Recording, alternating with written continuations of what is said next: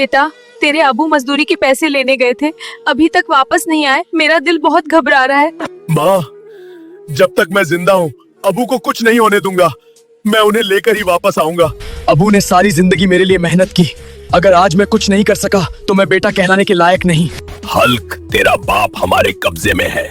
50 लाख लाए बिना मत आना।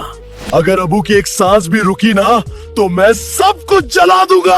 आज रात जो मौत के फाइटर को हरा देगा उसे मिलेंगे 50 लाख। फाइट मेरी नहीं, ये मेरे अबू की जिंदगी की लड़ाई है।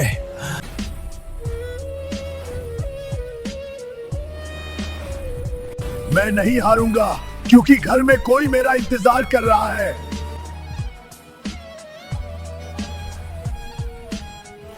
दोस्तों, मैं आज अपने अबू के लिए लड़ा हूँ। अगर आपको भी अपना माँ बाप से मोहब्बत है तो प्लीज चैनल को सब्सक्राइब करो। ये रहे 50 लाख और मेरे अबू को अभी आजाद करो। बेटा, तू मेरा फख्र है। सब दोस्तों, हल्क के लिए सब्सक्राइब करो।